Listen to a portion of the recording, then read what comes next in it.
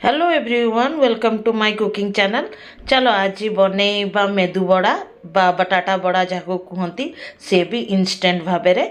तो ये मु छोट 2 चामच रिफाइन ऑयल दे देइछि ता दिहेर 1 टीस्पून जीरा 1 टीस्पून चिली फ्लेक्स को दे देइछि। तुम चाह तो ये कंचा लंका काटिकी दे पार जेहेतु चिली फ्लेक्सटा बहुत राग थिला तो मुझे चिली फ्लेक्स ही नहीं। आ 1 इंच अदा को मुझे पूरा कद्दूकस करके दे दूँगी ग्रेट करी। आठी पूरा चूल्हा को मु एकदम लो रे रखी कारण अदा चिली फ्लेक्स जीरा ए सब जल न जाऊ बोलिकी। एठी मु फ्रेश भृसंग पत्र को छोट छोट टुकड़ा रे काटी नहीं ताकू दे देइछि। जदि न थाए तो तेमे धनिया पत्र भी यूज करि पारो। आ एठी 1 कप सुजी को मु दे देली। एटा बिल्कुल भी भजा हेइनी। आ ए सब जो मसला उसला देइछि ता धिएरे आमे टिके भाजी नबा 1 मिनिट पेंकी। तापरे मु एठी गोटे बड़ आलू को ग्रेट करिकी रखी धोईकी ताकू चुपुड़ी की दे दउछि। ता संगे रे भी मु 1 मिनिट जाएके भाजी देबी आलू को। ताहले कौन हम ना आलू टिके भाजी हो गले जो नालुआ नालुआ माने कंचा आलू पकेले गोटे नालुआ अंश उठे सेटा एकदम हेनी। तुम यही ही कर बहुत ही टेस्टी बने खाया को। तो 1 मिनिट एठी भाजी देला परे एठी मु 1 कप सुजी पेंकी 2 कप पानी को मैं यूज करुच्ची। आ स्वाद अनुसार लुण को दे देली।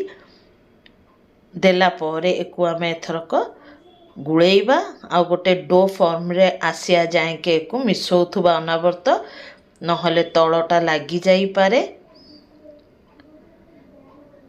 तो ये भल भाव में मिलई सारी देखंतु ए गोटे डो फॉर्म को आसी जाइछि। तो एको आम माने एथरक टिके डेरी पे कि ठंडा करिया को छाड़ी दबा।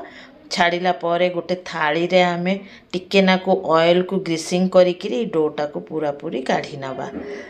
काढ़िकी एको टिके हाथ भिजा करिकिरी बा तेल हाथ होइकिरी टिके डेरी चकटी नब। चकटी नेला परे लेंबू आकार गोटे गोटे गुड़ा नेइकिरी ताको हाथ साहाय्य रे भल भाव में गोल करी नब जेमता कि कोठी भी फटाफटी न थाए। आउ एतिरे आम माने आंगुली साहाय्य गोटे कोणा करदबा। तुमको जदि आंगुली साहाय्य कष्ट लगुथुबो बा कोणा हवा बेलू फाटी जाउथुबो तो मो भलिया गोटे छुआंकर पेंसिल भी यूज करि पार।